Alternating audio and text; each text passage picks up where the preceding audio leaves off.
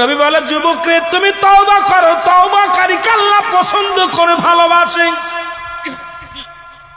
যুবক বলে, নবী গো আপনি আমার চেনেন না, আপনি আমার কথা মনে হয় শোনেন নাই। নবীজি বললেন, তুমি কে গো? যুবক বলি, ইয়া রাসূলুল্লাহ, ইয়া হাবিবাল্লাহ, আপনি কি জানেন না মক্কা মদিনার জমিনে যত কবর দেয়া হয়, এই কবর থেকে লাশ কাপনের কাপড় চুরি হয়ে যায়। নবী গো আপনি কি জানেন না? নবী কয়, হ্যাঁ আমি জানি, কাপনের কাপড় চুরি হয়। এর চাইতে কষ্ট থাকতে পারে? নবী চোখের পানি ছেড়ে বলল, যুবক রে, মানুষ যাবার পরে 3 টুকরা কাপড় মাত্র সঙ্গী। যুবক বলি, ইয়া রাসূলুল্লাহ, ইয়া হাবিবাল্লাহ, নবী গো মক্কা মদিনার জমিনে যত কাপনের কাপড় চুরি হয়েছে, ওই কাপনের কাপড় চুরি করেছি আমি। নবী গো আমি সেই যুবক, কাপনের কাপড় চুরি করা যুবক। আল্লাহু আকবার। আল্লাহর নবী ডাকতে বলে, যুবক রে, ও যুবক শুনে নাও, তুমি কেমনে কাজটা করলা? তুমি মানুষের কাপনের কাপড় চুরি করলা। এ যুবক, দুনিয়ার মধ্যে কি আর কোন কাজ পাও নাই? যুবক বলে, ইয়া রাসূলুল্লাহ, ইয়া হাবিবাল্লাহ, নবী গো ও মায়ার নবী, আমি ভুল করেছি, আমারে আপনি তওবা করে দিন, আল্লাহ যেন আমারে মাফ করে দেয়। যুবক বলে, আল্লাহর নবী বলে, যুবক রে তুমি তওবা করো, তওবা করলে আল্লাহ মাফ করে দিবে। যুবক বলে, নবী গো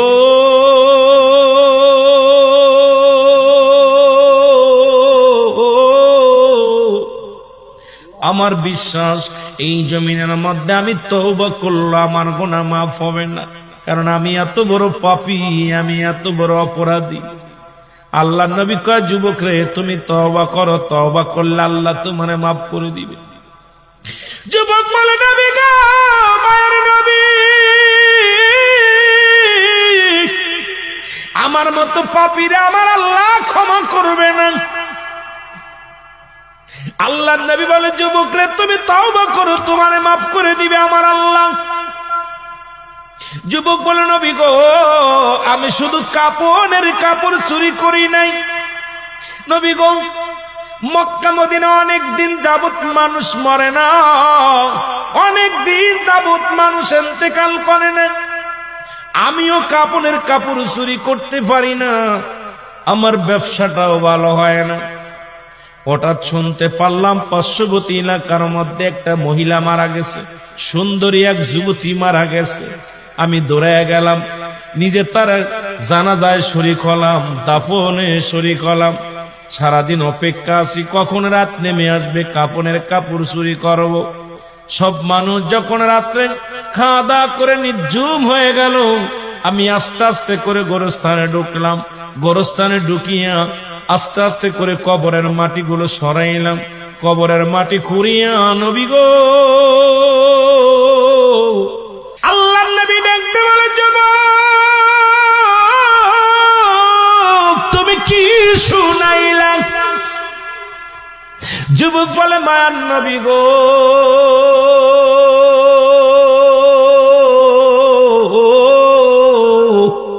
ও মায়ার নবী, যখন আমি নবী গো ওই মহিলার সঙ্গে ব্যভিচার করিয়া কাপড় 3টা নিয়ে লাফ মেরে উঠলাম কবর থেকে, এমন সময় একটা আওয়াজ শুনতে পাইলাম, ডাকতে বলে, যুবক রে আজকে আমি তোরে বাধা দিতে পারলাম না, আজকে তোরে আমি ঠেকাইতে পারলাম না।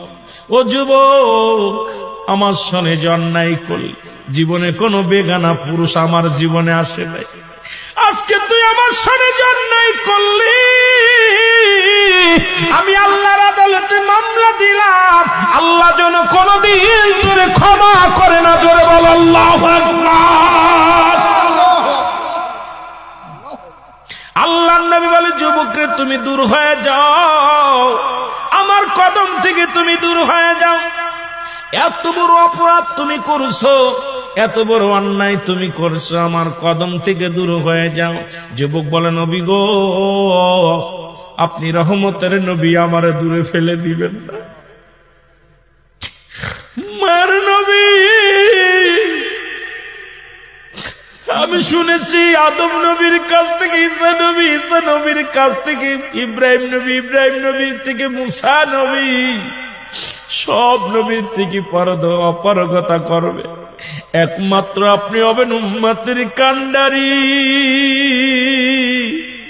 নবী গো, আপনি হলেন একমাত্র দরদি, আপনার কদম থেকে যদি আমার ফিরাইয়া দেন, কোথায় যাব রে নবী, কোথায় যে হাত পাতবো, কোথায় যে সাহায্য পাইব? আমার নবী বলে, দূর হয়ে যাও, তোমার মুখটা আমি দেখতে চাই না। চলে গেলেন যুবক কাঁদতে কাঁদতে, একটা দিন নয়, দুটি দিন নয়, 40টা দিন চোখের পানি ছেড়ে কান্দে। গাছের লতা পাতা খায়, গায়ের মধ্যে পোকা হয়ে গেছে, চোখের পানি পড়তে পড়তে চলের মধ্যে গা হয়ে গেছে। আমার দাদু ভাইয়েরা, ও আমার দরদি বন্ধুরা, শুনেন, সমস্ত গায়ের মধ্যে পোকা হয়ে গেছে, কঙ্কাল হয়ে গেছে, দেহ কানা শুকাইয়া কান্দার বলে, আল্লাহ তুমি আমার মাফ করে দাও, আমি পাপী, আমি অপরাধী, আমার তুমি মাফ করে দাও, কবরে কান্দায় না। আল্লাহ, মানুষের প্রথম বিপদ হলো মরণ, দ্বিতীয় বিপদ হলো কবর, তৃতীয় বিপদ হলো কিয়ামতের ময়দান।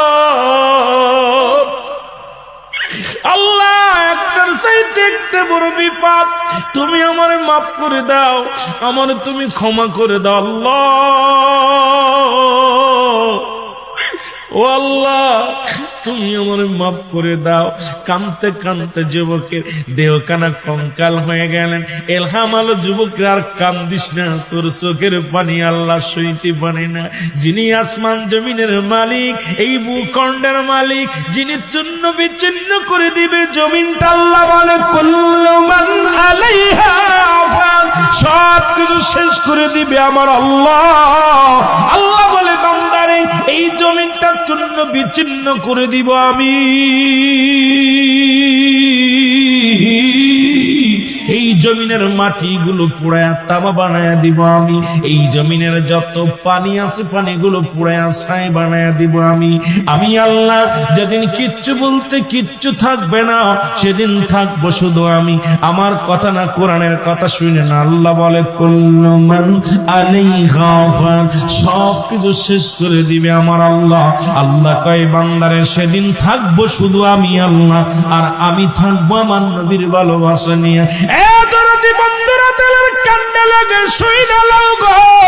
আজকে সেই আসমান জমিনের মালিক যিনি, তার কাছে ফিরে যাব আমি। জোরে বলেন ঠিক কিনা?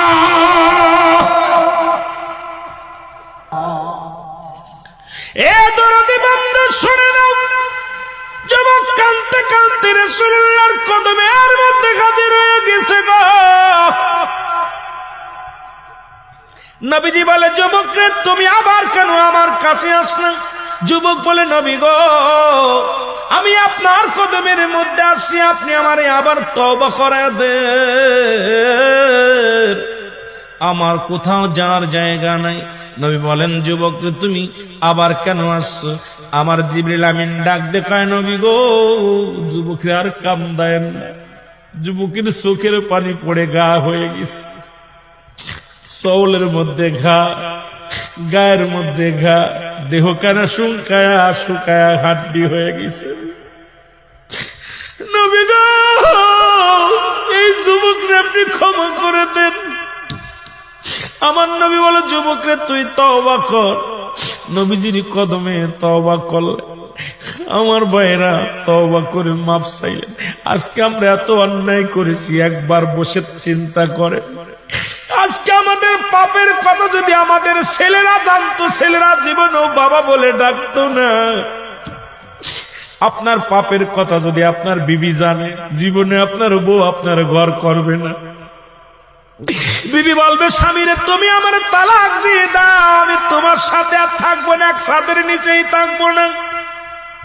আপনার পাপের কথা যদি আপনার বাবা জানে ত্যায্য করে দিবে, আপনার ভাই যদি জানে জীবনে আপনার ভাই বলে ডাকবে না, আপনার পাপের কথা যদি এলাকার চেয়ারম্যান মেম্বার জানে আপনাকে এলাকার মধ্যে রাখবে না। এত অন্যায় করার পর আমার আল্লাহ প্রকাশ করে নাই, গোপনে পাপ করেছেন, গোপনেই রাখছে, গোপনের গোপন। সেই আল্লাহরে কেন কাঁদবেন না? এত হাসি কেন, এত রহস্য, এত তামাশা কেন? একটা রাত্রে কি যায় নামাজে বসে আল্লাহরে ডাক দিছেন, আমার আল্লাহ আমি অপরাধী, আমি পাপী, আমি কত অন্যায় করেছি, যদি দুনিয়ার মানুষ জানতো আমার এই দুনিয়ার মধ্যে জায়গা হতো না। আমার আল্লাহ তুমি আমারে মাফ করে দাও, কারণ যিনি গোপনের গোপন তিনি কত ভালোবাসে তার উম্মত বান্দা বান্দিরে। আজকে কোনো কিছু প্রকাশ করে নাই, আজকে আপনার পাপের কাজগুলো আপনাদের প্রকাশ করে দেন নাই। সেই আল্লাহর দরবারে কাঁদার দরকার।